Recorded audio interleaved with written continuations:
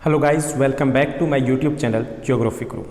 This is our 5th episode of class 11th Geography chapter number 9 solar radiation, heat balance and temperature, सौर विकिरण, ऊष्मा संतुलन तथा तापमान. So far in this chapter we have discussed about insolation, सूर्य तप क्या होता है, अपसौर क्या होता है, उपसौर क्या होता है, सूर्य तप है वो इतना इम्पोर्टेंट क्यों है, ये सब कुछ हमने डिस्कस किया.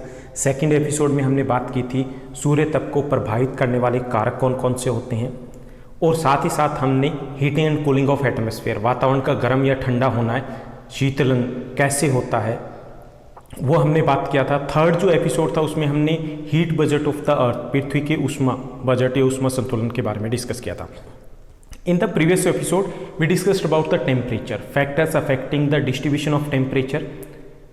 तापमान है वो पूरी पृथ्वी के ऊपर एक समान नहीं है, कैसे, और हमने टेम्परेचर जोन्स की बात की थी. टेम्परेचर कैसे पूरी पृथ्वी को हम हीट जोन में यानी उष्ण कटिबंध में, शीतोष्ण कटिबंध में, शीत कटिबंध में हम बांट सकते हैं. आज का जो हमारा एपिसोड है ये इस चैप्टर का लास्ट एपिसोड है. इसमें हम बात करने वाले हैं टेम्परेचर इन्वर्जन की, तापमान व्युत्क्रमण की, क्या होता है और कब होता है. चलिए शुरुआत करते हैं आज के हमारे एपिसोड की. तापीय व्युत्क्रमण क्या होता है, सबसे पहले इसको हम समझते हैं तापीय व्युत्क्रमण क्या है. जैसा कि हमने पिछले एपिसोड में बात की थी कि सौरमंडल में धरातल से ऊंचाई पर जाने पर तापमान आमतौर पर कम होता है. कितना कम होता है? 1 डिग्री सेल्सियस.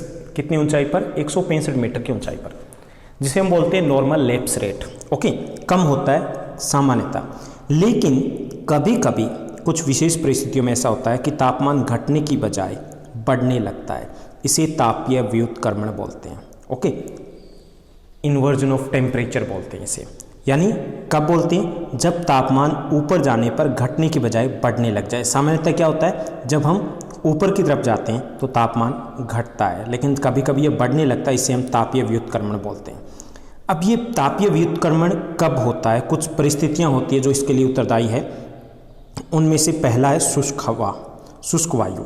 जब वाष्प पृथ्वी से विकिरण द्वारा निकलने वाली ऊष्मा को सोख लेती है, ताप गिरने में बाधा डालते हैं. शुष्क वायु में ये गुण होने के कारण पृथ्वी शीघ्र ही ठंडी हो जाती है. तो पहला है शुष्क वायु, कि शुष्क वायु है उसमें ये गुण होता है कि वो ऊष्मा को सोख लेती है और गर्म हो जाती है.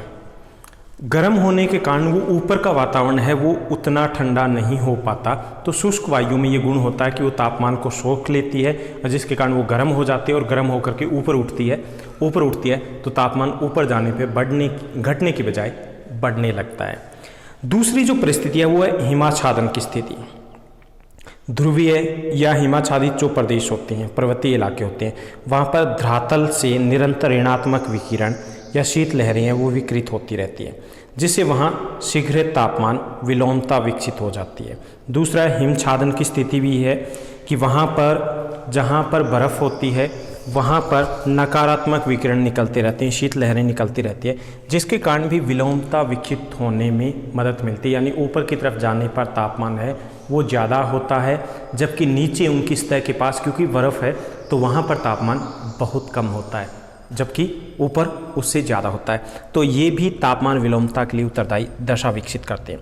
तीसरा स्थिर मौसम, यानी मौसम परिवर्तनशील ना हो. अगर मौसम स्थिर है तो ऐसे स्टेबल वेदर में ऊष्मा विकिरण है वो बिना रुके होता रहता है. मौसम में परिवर्तन न होने के कारण एक जैसी परिस्थितियाँ वो बहुत समय तक बनी रहती है.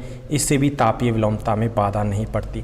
तापीय विलोमता तब भी होती है जब मौसम बिल्कुल शांत हो, वातावरण बिल्कुल शांत हो, तो उसके कारण जो ताप विकिरण, पार्थिव विकिरण है वो होता रहता है. और ऊपर का वायुमंडल में है वहाँ पर भी ऊष्मा का संचरण होता रहता है, संवहनीय ऊष्मा के द्वारा भी.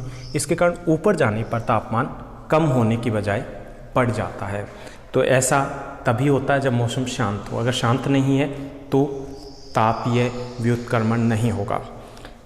ठंडी व लंबी रातें. सर्दियों में रातें लंबी होती है. ऐसी रातों में पिछले पहर में अगर बात करें, पिछले पहर यानी कि लेट नाइट में 12-1 बजे के बाद पृथ्वी की सतह से ताप लहरों के स्थान पर शीत लहरें चलने लगती है, क्योंकि सतह बहुत ठंडी हो जाती है. लंबी रातें होती है तो टेम्परेचर है लगभग 1, 2, 3 बजे, 4 बजे के आसपास रात के समय में बहुत सतह ठंडी हो जाती है और वहाँ शीत लहरें हैं वो विकृत होने लगती है. इस कारण जो पृथ्वी की सतह को छूती हुई परतों के तापमान जो हैं वहाँ कम हो जाते हैं, जबकि ऊपर की वायु है वो कुछ गर्म रहती है, वहाँ पर तापमान कम नहीं होता, उतना उच्च बना रहता है, लेकिन जो पृथ्वी की सतह के साथ की वायु है वहाँ पर तापमान कम हो जाएगा। तो इससे भी व्युत्क्रमण भी पैदा हो गया। कैसे? यानी कि नीचे तापमान कम है और ऊपर अधिक है। तो ऐसा कब होता है? जब ठंडी और लंबी रातें होती हैं। इसके अलावा स्वच्छ आकाश भी इसके लिए जिम्मेवार होता है। स्वच्छ आकाश है वो भी हेल्प करता है तापीय व्युत्क्रमण में। रात के समय में पृथ्वी से निकलने वाली ऊष्मा बादलों से टकराकर वापस लौट आती है, जिससे पृथ्वी ठंडी नहीं हो पाती, और स्वच्छ आकाश में यह ऊष्मा वापस नहीं लौटती है, जिससे पृथ्वी का तल शीघ्रता से ठंडा हो जाता है। तापीय विलोमता की संभावना ऐसी स्थिति में बढ़ जाती है कि स्वच्छ आकाश अगर होता है तो क्या होता है? पार्थिव किरण है वो अंतरिक्ष में चला जाता है। अगर आकाश स्वच्छ नहीं है तो क्या होगा? वो ऊष्मा वापस लौट के आएगी। अगर वो ऊष्मा वापस लौट के आएगी तो नीचे का जो भाग है वहाँ पर तापमान क्या होगा? वहाँ पर तापमान है वो अलग रहेगा, जबकि बादल जहाँ पर छाए हुए हैं वहाँ पर तापमान थोड़ा अधिक रहेगा, क्योंकि ऊष्मा टकरा करके वहीं पे रुक रही है या वापस लौट रही है। तो स्वच्छ आकाश है, ऐसी परिस्थितियाँ हैं वो भी तापमान व्युत्क्रमण को प्रभावित करते हैं। शांत वायु निरंतर लगातार अगर पवनें चलती रहे तो विशेष जो तापमान है किसी स्थान पर वो गिर नहीं पाता। शीतकाल में लंबी रातों में अगर वायु शांत व स्वच्छ आकाश है तो होने पर ही शीतलता का प्रभाव निचली परतों में फैल सकता है। अगर वायु शांत है तो क्या होगा कि निचली परतों में तापमान कम हो जाएगा और ऊपरी परतों में तापमान अधिक हो जाएगा, और ये तापमान व्युत्क्रमण होगा। अगर वायु शांत नहीं है तो वायु एक जगह पे ज़्यादा समय तक ठहरेगी नहीं, तो वो इतनी ठंडी नहीं हो पाएगी निचली परतों में। तो निचली परतों में पर्याप्त गर्म रहेगी, ऊपर की तरफ ठंडी रहेगी, तो तापमान व्युत्क्रमण नहीं होगा। अगर शांत रात होगी तो तापमान व्युत्क्रमण, इन्वर्जन ऑफ टेम्परेचर होगा। इसके साथ सेवंथ जो कारण है वो है ढाल युक्त घाटियाँ, ढाल वाली घाटियाँ। अधिक तीव्र ढाल वाली गहरी घाटियों में ठंडी वायु तीव्रता से नीचे बहकर इकट्ठी हो जाती है, जिससे तापीय व्युत्क्रमण पैदा हो जाता है। तापीय विलोमता भी इसे कह सकते हैं। अब ठंडी पवनें होगी, ऊपर की तरफ ठंडी है वो भारी होगी, वायु दाब अधिक होगा, वो नीचे की तरफ आएगी ठंडी वायु, और जबकि गर्म वायु वो ऊपर की तरफ रहेगी। तो इससे क्या हुआ? तापमान व्युत्क्रमण हुआ। ये अधिकांशतः ढाल वाले इलाकों में, पर्वतीय इलाकों में होता है। तो ढाल वाले इलाके, ये भी ढाल युक्त जो घाटियाँ वो भी तापमान व्युत्क्रमण, तापमान विलोमता को बढ़ावा देते हैं। ओके, जो 8वां कारण है वो है ठंडी वायु राशियों का प्रवेश करना।